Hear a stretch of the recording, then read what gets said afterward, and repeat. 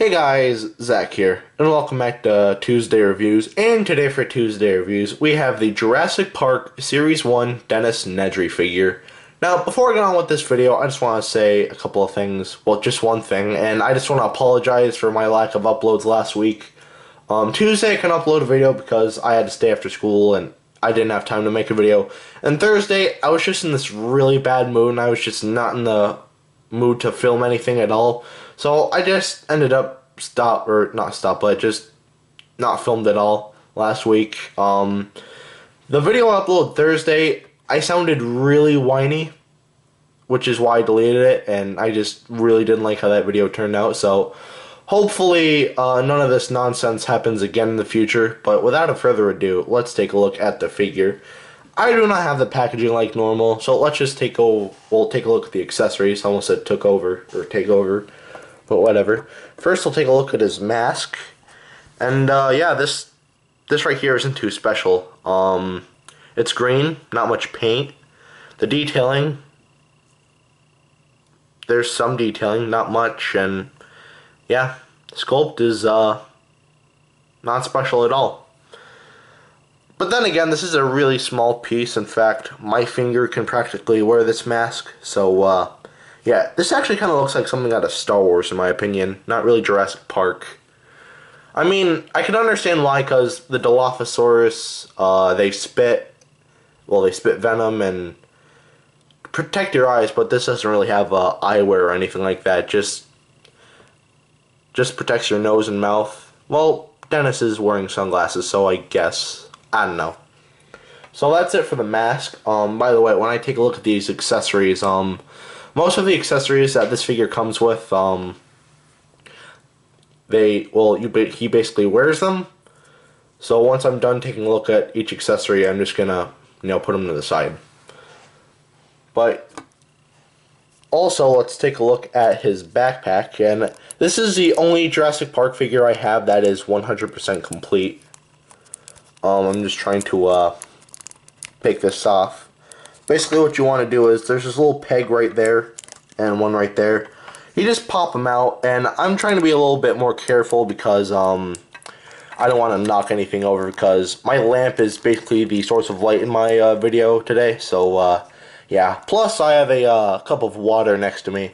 I'll show off why in a second, but first I just knocked the camera a little bit. This is kind of tight to get out, but there we go. So, yeah, I finally got that off. And this backpack is not very special. Obviously, it can come apart. First, we'll take a look at this piece. Again, nothing special. It's gray with a little bit of detailing and straps right here. And yeah, this is a I forget what you call it, like oxygen tanks, you could say, but it doesn't really store oxygen. But either way, they're painted yellow. Clear plastic here, almost like a rubbery feeling, and the gun is gray. Again, the detailing is okay, but I'm just gonna take this cup of water here. I have this cup of water with me because I am very thirsty. Not thirsty. No, I'm just kidding. But in all seriousness, what you do is, well, this is how you work the gun. You squeeze this yellow thing, then you take the gun, you stick it in the water, and then you let go. Then you wait till it fills up. And what you can do is, you can squeeze the water at stuff, so I'm just going to spray Nedry. And you can basically shoot water. It's actually pretty cool. I mean, if I can get it to work. Yeah, like that. So, yeah. It squirts water in. I think that's kind of a cool mechanic. Everything's very wet right now.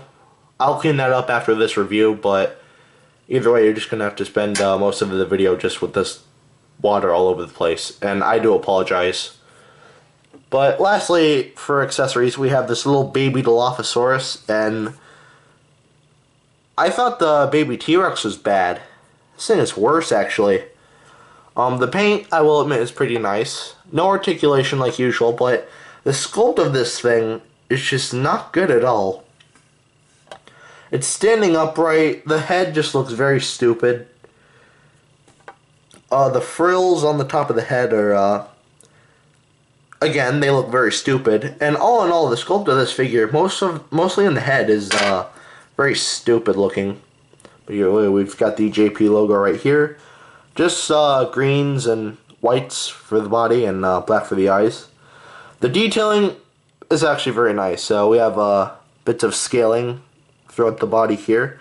The teeth are detailed nicely, and yeah. That's basically it for the detailing on this figure. Nothing special, but this is definitely my least favorite of the baby dinosaurs that are released. So that is it for the accessories.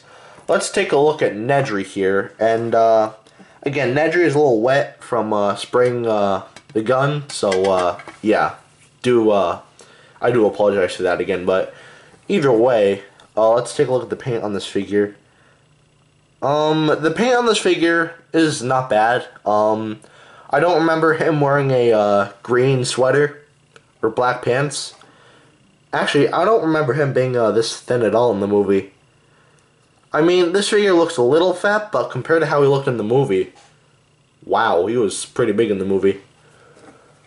Also, I don't remember him wearing sunglasses, and his face doesn't look at all like Wayne Knight, the guy who played Dennis Nedry. But either way, the straps over the shirt are brown, and here's the JP logo on his badge right here. And just like with Robert Muldoon, this actually makes sense that the JP logo is there, because he works at Jurassic Park. So yeah, with all the other characters like Ian, which was in Series 2, Alan, Ellie, and Tim, it didn't make sense at all because they didn't work at Jurassic Park at all. But Robert Muldoon and Dennis Nedry did, so yeah. He's wearing black gloves, and yeah. That's basically it for the paint. Nothing special, but it gets past. Not entirely accurate, but I'm not looking for an accurate figure. I'm looking for a good figure. Now we'll take a look at the articulation, and just like with all the other figures, the head can twist 360. The legs can move this much each. The arms can move 360. And something that's cool about the arms is that they can actually come off. Inside it's actually colored red. And yeah. When I first saw this, well, I was going through eBay one day and I noticed that his arm was missing, this arm. I thought it was broken, but I found out later down the road that his arm actually does come out. So yeah. That is actually very cool, and this just makes me wish that there was a Ray Arnold figure. In Series 2, Robert Muldoon was repainted and re-released, and came with a baby Velociraptor. Instead of getting a repaint of Robert Muldoon, we got an entirely new sculpt, and that sculpt would have been Ray Arnold. I don't know what his weapons would have been, but it would have been cool.